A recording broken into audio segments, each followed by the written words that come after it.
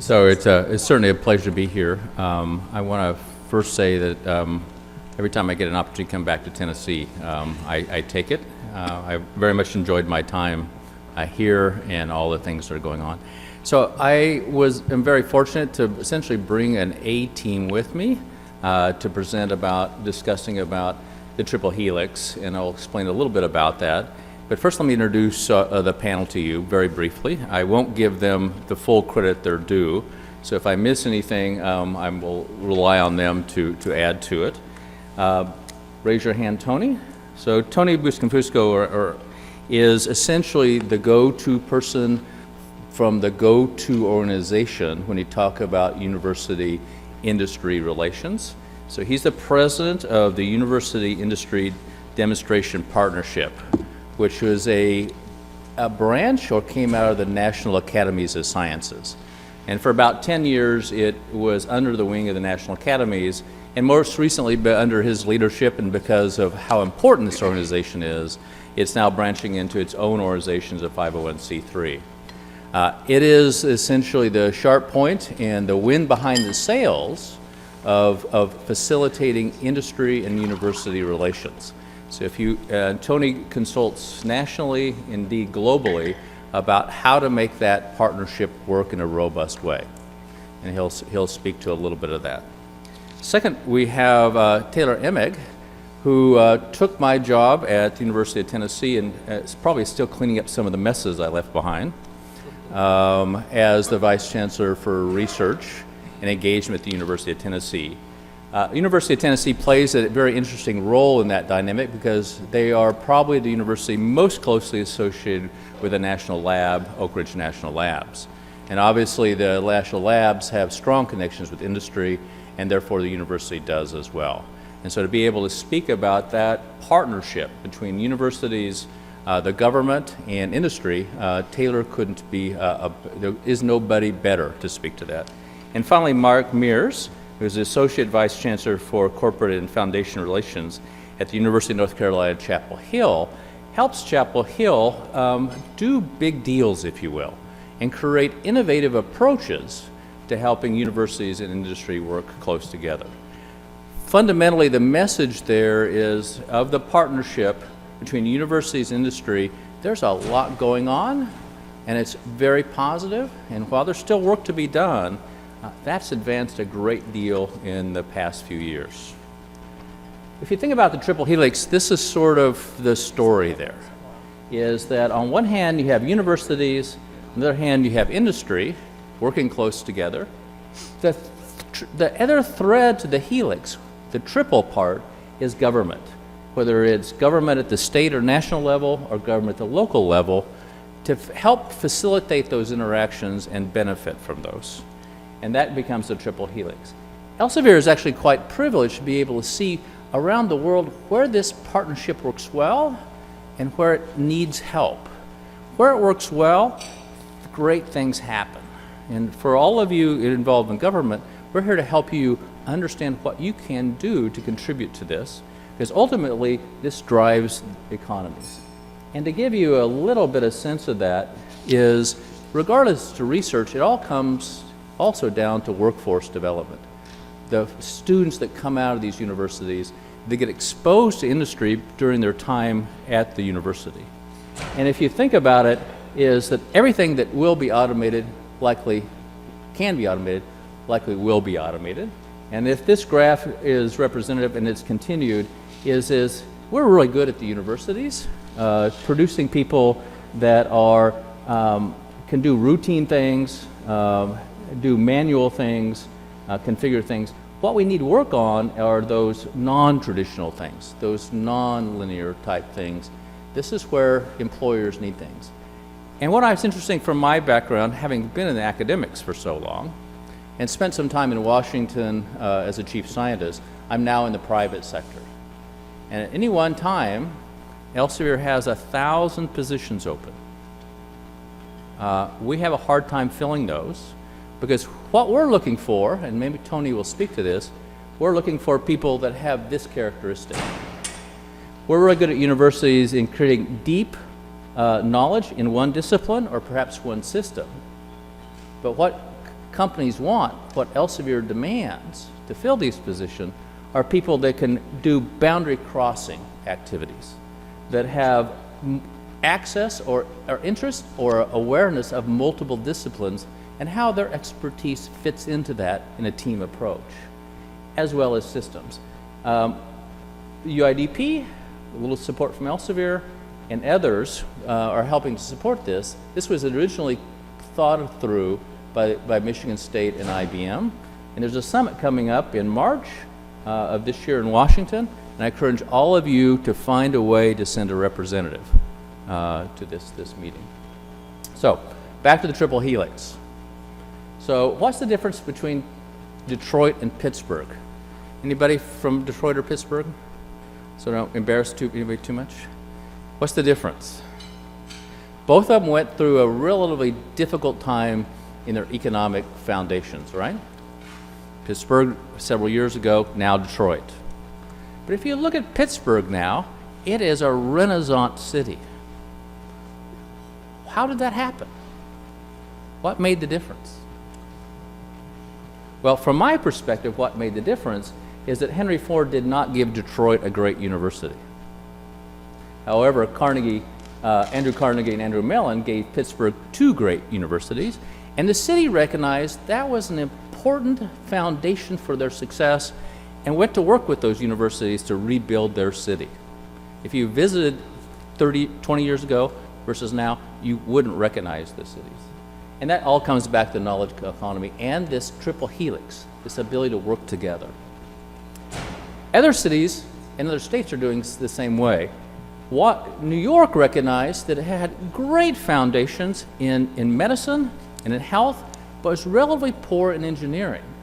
So the city stepped up, as big as some states, and said, how do we increase the knowledge economy related to engineering? And they put a bid on the street, created space on Roosevelt Island, and Cornell is now moving in there with a huge effort in engineering. MIT didn't win the competition, so they were a bit put out by that. But they weren't the loser there, because Amsterdam did the same thing, and MIT got the bid to go into Amsterdam. So you can argue who did better? MIT getting to play in Amsterdam a lot of time, or Cornell now in New York. Bottom line with this is it was government recognizing that it had a piece of its knowledge economy, the triple helix is missing, stepped in to facilitate the interaction with industry and universities to drive their economies forward. So the triple helix of government, industry, and universities. This all starts, of course, with basic new knowledge discovery. Who does that? Universities do that, not industry. A lot of talk about innovation. Innovation is built on the back of new knowledge discovery, basic research, and that's where universities come in. This is a very busy slide, but it actually says the story better than anything I've found. If you look across the top, and I apologize for the size here, are various industries. There's Motorola and IBM, Cisco, Dell, Apple, and those are big tech companies. The industries are broadband communications, microcomputers, web services. And if each one of these graphs, if you will, are where did the knowledge start from that drove those industries? And there's the red lines. And in almost all cases, the foundation of those industries started at a university and then was facilitated by connection to industry. And you can look back and forth here about when the ball was passed back and forth between industry and academics. So there's lots of very positive communication there. In addition, we also know that when industry and universities collaborate, you produce better science. And this is just a quick graph that shows on the one axis the quality of the science that's produced. And we have 4 universities here. And the blue lines are when the work just comes out of their own university. The red lines is when they collaborate with somebody outside their own university, but in their own country. When they collaborate internationally, you get a better science. But you want to do the very best science, recognized by scientists themselves, you collaborate with industry. And we see that everywhere in the world. finally, my message to you is that you may have an expert team in your state, somewhere in the state legislature or in your government, but an expert team is really not an expert team unless it has the right data to work with. And Moneyball is probably the best example of that. And if your economy is a better economy as your destination, I would argue then better data is the map to get you there. In the past, we really didn't have good data to make those decisions on, so we made our best guesses, and more times than not, our guesses were wrong. Because what we're really doing is placing bets. Are you going to bet on nanotechnology, on electronics, on logistics? Is that the right bet for you? And do you really want to gamble, or do you want to stack the odds in your favor? Elsevier, fortunately, has a mountain of data to bring to this, and we've thought deeply about how we can contribute. And the report that is presented is our first attempt to help inform all of you about what your state's competitive advantage is in the knowledge economy, in the triple helix. And we do this all over the world. We do it with nations. This is the report we produce annually for the UK. We do it for states. This is a roadmap for Illinois. And what's interesting here, if you look, we can map collaborations. Those are the blue lines. The green lines are where collaborations are not occurring but should occur. And I would argue that's where governments can step in and facilitate those collaborations. Every one of those green lines is an opportunity lost because collaboration is not occurring. We do this at city levels. This is a report from Amsterdam. What we recognize for Amsterdam that they did not know is they are, in Europe, a focal point, one of the best cities in all of Europe for oncology and neuroscience and cardiology. And those are medicines where people will travel to get treatment. They didn't realize they had essentially economic gold mine because they didn't promote themselves, didn't know how strong they were. Here's Kansas City, looked at them recently, and Kansas City had a good idea that they were reasonably strong in veterinary medicine and biological sciences, really didn't understand just how strong they were as a city in the country in pharmaceutical and toxicological sciences. But what was interesting for them, they are not making progress like they predicted they would. And we used our big data to ask the question why, and if you look carefully, they are really poor in computer science.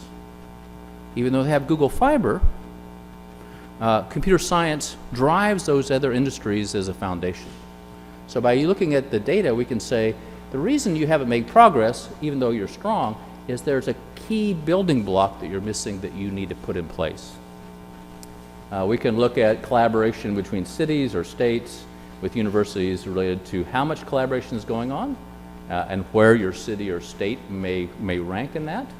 And finally, the report we just did here, and you'll see every state's now represented in there, and essentially a two-pager that says, what is the competitive advantage of your state to recruit and retain knowledge-driving companies when they're looking to relocate or threatening to leave? What kind of data do you have to market yourself because of your strengths? Two quick examples here. This is New York. So anybody from New York? So it turns out that if you're a computer science based company or need computer science type stuff, New York is where you need to look first. You're the strongest in both quality and quantity of computer science of anybody in the nation. I don't think New York knows that. This is one in North Carolina, and while North Carolina is really strong in medicine, and you can see how strong they are in the health professions here, they're relatively weak in engineering, material science, and chemistry. So again, if North Carolina wants to market itself, it should market towards its strength, and that would be in medicine, not necessarily engineering. And finally, two quick things that states are doing to really facilitate this, North Carolina being one of those, is coming up with systems that essentially open up their universities and allow industry to find them. And this is NC Reach. Anybody from North Carolina? Every faculty member in all their universities now is accessible by industry as a potential consultant or assistant question.